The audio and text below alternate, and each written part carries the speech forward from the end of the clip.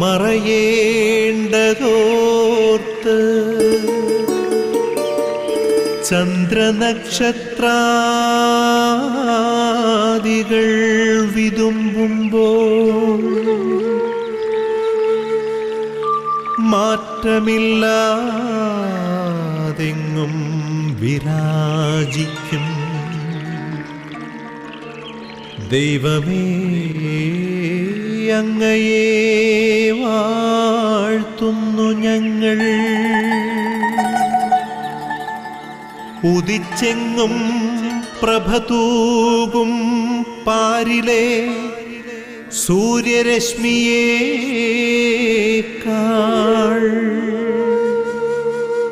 പ്രശോഭിച്ചെന്നും പ്രസാദമേകുന്ന ദൈവമേ, അങ്ങേ മഹിമാവെത്ര മനോജ്ഞം.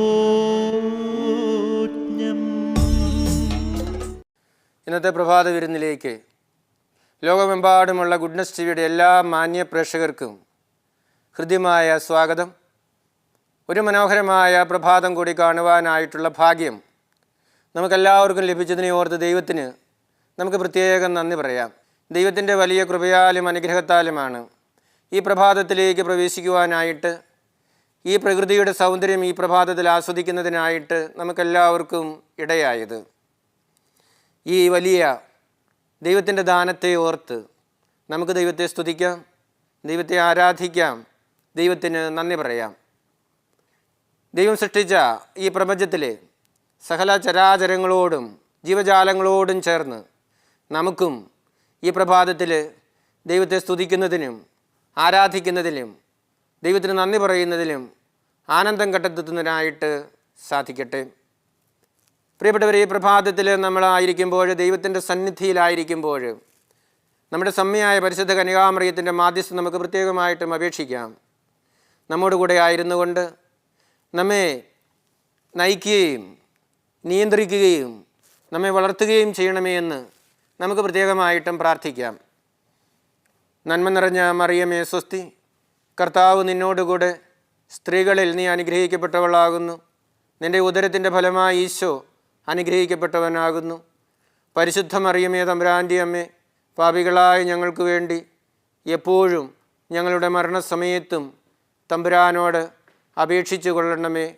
ആമീൻ.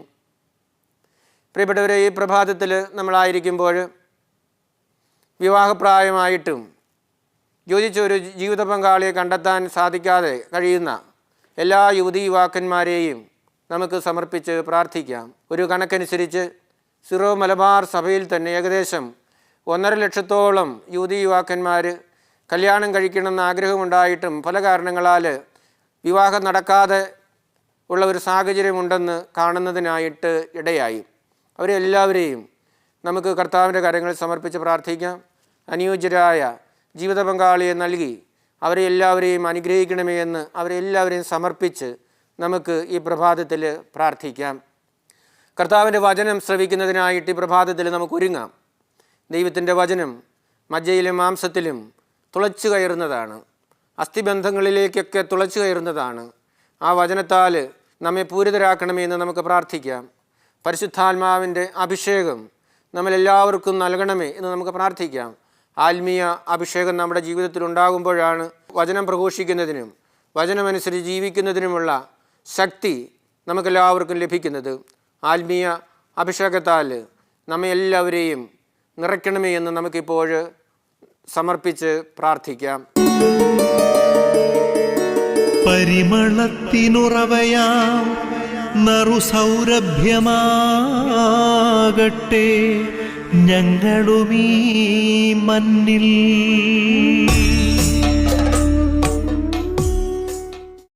ഈ പ്രഭാതത്തിൽ നമുക്ക് ലൂക്കായുടെ സുവിശേഷം 17-ാം അധ്യായം 11 മുതൽ 19 വരെയുള്ള വചനങ്ങൾ വായിച്ച് ധ്യാനിക്കാം.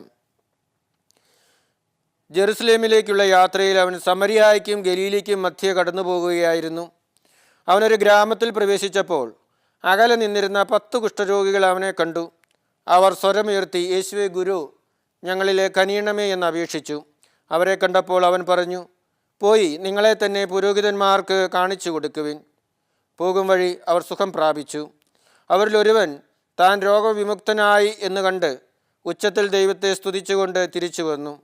അവൻ യേശുവിൻ്റെ കാൽക്കൽ സാഷ്ടാംഗം പ്രണമിച്ച് നന്ദി പറഞ്ഞു. അവനൊരു സമറിയാക്കാരനായിരുന്നു. യേശു ചോദിച്ചു, 10 പേരല്ലേ സുഖപ്പെട്ടത്? ബാക്കി 9 പേർ ഇവിടെ?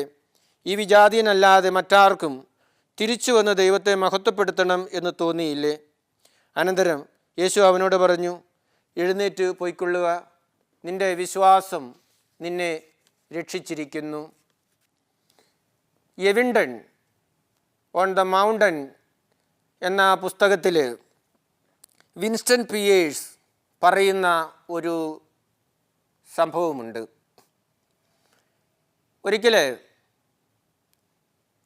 ഹൈസ്കൂളിൽ പഠിച്ച വിദ്യാർത്ഥികളെല്ലാവരും അനേക വർഷങ്ങൾക്ക് ശേഷം ഒന്നിച്ചു ചേർന്നു. അവരുടെ പഴയ കാലങ്ങളൊക്കെ സംസാരിച്ചു കൊണ്ടിരുന്നപ്പോൾ ഒരുവൻ പറഞ്ഞു, വിൻഡറ്റ് എന്ന ഒരു ടീച്ചറാണ് അവൻ്റെ ജീവിതത്തെ മാറ്റിമറിച്ചത്. ആ ടീച്ചറില്ലായിരുന്നു എങ്കിൽ അവൻ ഇന്നത്തെ നിലയിൽ എത്തിച്ചേരുകയില്ലായിരുന്നു. ആ ടീച്ചർ അവൻ്റെ ജീവിതത്തിൽ ചെലുത്തിയ സ്വാധീനം വളരെ വലുതായിരുന്നു എന്ന്. അപ്പോൾ ബാക്കി എല്ലാവരും പറഞ്ഞു, ആ ടീച്ചറിന് നീ ഒരു നന്ദി പറഞ്ഞുകൊണ്ട് കത്തെഴുതണമെന്ന്. അവൻ ആ ടീച്ചറിന് നന്ദി പറഞ്ഞുകൊണ്ട് ഒരു കത്തെഴുതി. അത് അവൻ പഠിച്ച സ്കൂളിൻ്റെ അഡ്രസ്സിലായിരുന്നു. ആ കത്ത് സ്കൂളിൽ കിട്ടിക്കഴിഞ്ഞപ്പോൾ ആ സ്കൂൾ അധികൃതർ ആ കത്ത് ഈ ടീച്ചറിനെ, വിൻഡറ്റ് എന്ന ടീച്ചറിനെ ഏൽപ്പിക്കുകയുണ്ടായി. ഏതാണ്ട് ഒരു 2 ആഴ്ച കഴിഞ്ഞപ്പോൾ ഈ പഴയ വിദ്യാർത്ഥിക്ക് ഒരു കത്ത് കിട്ടുകയാണ്. ആ കത്ത് ഈ ടീച്ചർ എഴുതിയ കത്തായിരുന്നു. ആ കത്തിൽ ടീച്ചർ എഴുതിയിരുന്നു, പ്രിയപ്പെട്ട വില്ലി, നീ എഴുതിയ കത്ത് എനിക്ക് കിട്ടി. അത് വായിച്ചപ്പോൾ എനിക്ക് വലിയ സന്തോഷമാണ് ഉണ്ടായത്. ഞാനിപ്പോൾ 90 വയസ്സായി തനിച്ചാണ് താമസിക്കുന്നത്. ഭക്ഷണമൊക്കെ ഞാൻ തന്നെയാണ് ഉണ്ടാക്കുന്നത്. വസന്തകാലത്ത് പൊഴിയാതിരിക്കുന്ന ഒരു ഇല പോലെയാണ് ഞാൻ. നീ എന്നെ ഓർത്തതിനും എനിക്ക് കത്തെഴുതിയതിനും നിനക്ക് ഞാൻ പ്രത്യേകം നന്ദി പറയുന്നു. നീ എന്നെ ഓർക്കുന്നുണ്ടല്ലോ എന്നുള്ളത് എനിക്ക് വലിയ സന്തോഷം നൽകുന്ന ഒരു കാര്യമാണ് എന്നും. പ്രിയപ്പെട്ടവരെ, നമ്മുടെ എല്ലാവരുടെയും ജീവിതത്തിലേക്ക് നമ്മൾ കടന്നു വരുമ്പോൾ ദൈവത്തിൽ നിന്നും മറ്റുള്ളവരിൽ നിന്നുമൊക്കെ എന്തുമാത്രം അനുഗ്രഹങ്ങളാണ് ഓരോ ദിവസവും നിമിഷവും നമ്മൾ സ്വീകരിച്ചു കൊണ്ടിരിക്കുന്നത്. പലപ്പോഴും ആ നന്മകളെയൊക്കെ ഓർത്ത് ദൈവത്തിന് നന്ദി പറയുവാനും അതോടൊപ്പം മറ്റുള്ളവർക്ക് നന്ദി പറയുവാനുമൊക്കെ നമുക്ക് സാധിക്കുന്നുണ്ടോ? പലപ്പോഴും ദൈവത്തിൻ്റെ അനുഗ്രഹങ്ങൾ നമ്മുടെ ജീവിതത്തിലേക്ക് ഇന്ന് കടന്നു വരുന്നത് മറ്റുള്ളവരിലൂടെയാണ്. അപ്പോൾ അവരോടൊക്കെ നന്ദിയോടുകൂടി ഇടപെടുന്നതിനും നന്ദി പറഞ്ഞുകൊണ്ട് പോകുന്നതിനുമൊക്കെ നമ്മുടെ ജീവിതത്തിൽ സാധിക്കുന്നുണ്ടോ?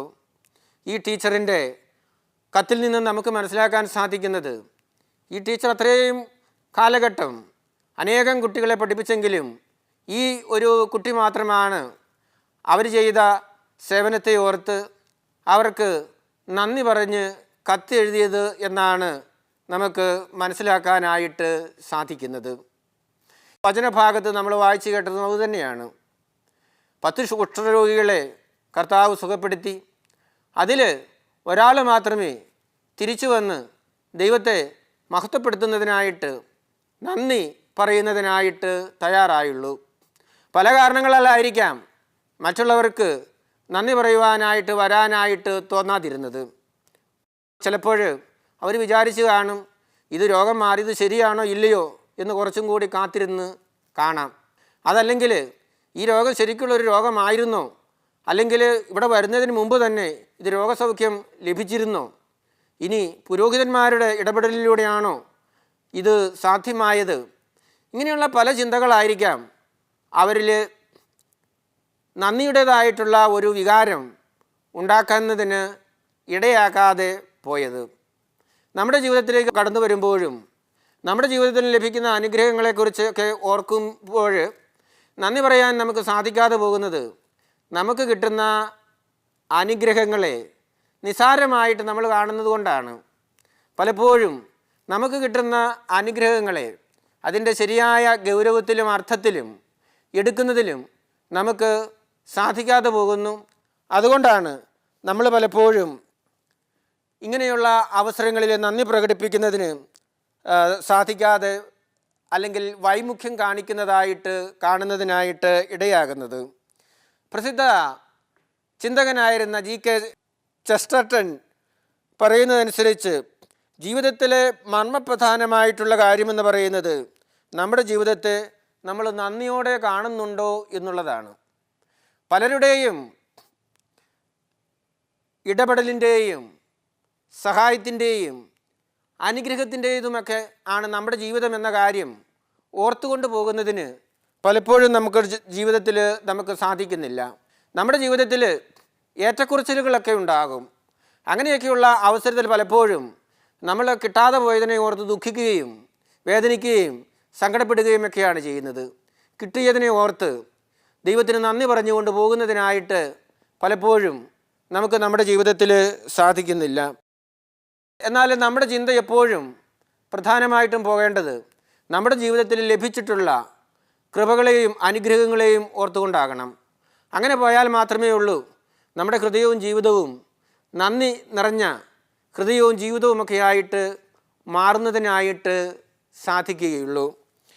അമേരിക്കയുടെ പ്രസിഡൻ്റായിരുന്ന ജോൺ എഫ് കെന്നഡി ഒരിക്കൽ പറയുകയുണ്ടായി, നാം നമ്മുടെ വാക്കുകൾ കൊണ്ട് നന്ദി പ്രകടിപ്പിക്കുമ്പോഴും അത് നമ്മുടെ ജീവിതത്തിൽ പ്രതിഫലിപ്പിച്ചുകൊണ്ട് പോകണം, ജീവിതത്തിലൂടെ അത് പ്രകടമാക്കണം എന്ന കാര്യം നമ്മൾ ഒരിക്കലും മറന്നു പോകരുത് എന്നും.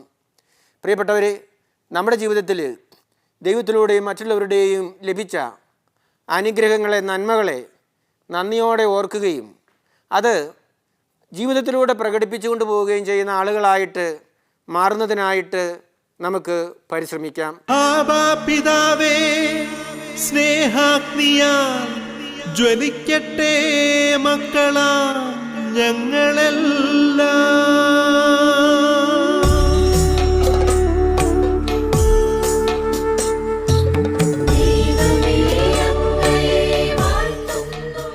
നമുക്ക് പ്രാർത്ഥിക്കാം.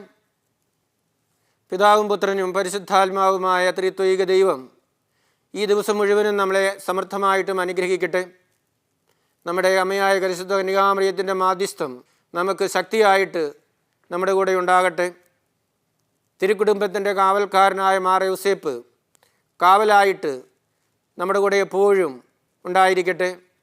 നമ്മുടെ ഇടവകയുടെ മധ്യസ്ഥരായ വിശുദ്ധർ നമുക്ക് വേണ്ടി മാധ്യസ്ഥം വഹിച്ച് പ്രാർത്ഥിക്കട്ടെ. നമ്മുടെ പേരിന് കാരണഭൂതരായ വിശുദ്ധർ നമ്മുടെ കൂടെ ആയിരുന്നുകൊണ്ട് നേർവഴിയിലൂടെ നമ്മെ നയിക്കുന്നതിന് ഇടയാകട്ടെ. കാവൽ മാലാഖമാർ കാവലായിട്ടിരുന്നു കൊണ്ട് നമ്മെ എല്ലാവിധ അപകടങ്ങളിൽ നിന്നും ആപത്തുകളിൽ നിന്നും പൈശാചിക സ്വാധീനങ്ങളിൽ നിന്നും അതുപോലെ തന്നെ ദുശീലങ്ങളിൽ നിന്നും നമുക്ക് സംരക്ഷണം ഒരുക്കട്ടെ. പ്രിയപ്പെട്ടവരെ, ഈ പ്രഭാത വിരുന്നിൽ നമ്മളായിരിക്കുമ്പോൾ ഗുഡ്നസ് ടിവിയെയും ഡിവൈൻ ധ്യാന കേന്ദ്രത്തെയും പ്രത്യേകം നമുക്ക് ഓർക്കാം. ഈ ധ്യാന കേന്ദ്രത്തെയും ചാനലിനെയും സമർപ്പിച്ച് നമുക്ക് പ്രാർത്ഥിക്കാം. ഇതിലൂടെ ദൈവത്തിൻ്റെ വചനവും സ്നേഹവും ലോകമെങ്ങും വ്യാപിക്കുന്നതിനും ആളുകളുടെ ഹൃദയങ്ങളെ മാനസാന്തരപ്പെടുത്തുന്നതിനും ഇടയാക്കണമെന്ന് നമുക്ക് പ്രാർത്ഥിക്കാം. സാധിക്കുന്ന എല്ലാവരും ഈ ചാനലിനും ധ്യാന കേന്ദ്രത്തിനും വേണ്ടി ഒരു കൊന്തിയെങ്കിലും ചൊല്ലി പ്രാർത്ഥിക്കണമെന്ന് പ്രത്യേകം അഭ്യർത്ഥിക്കുകയാണ്.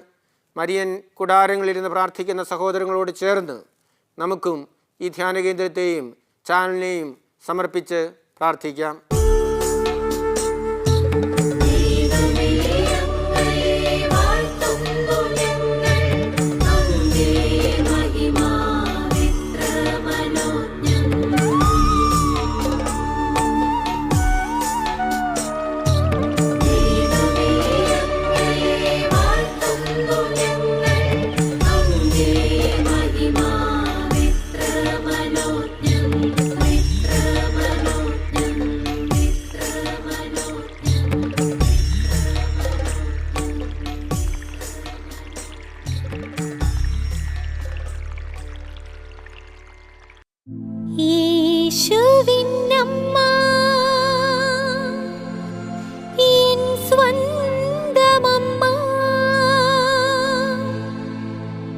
ഈശോ എനിക്കായി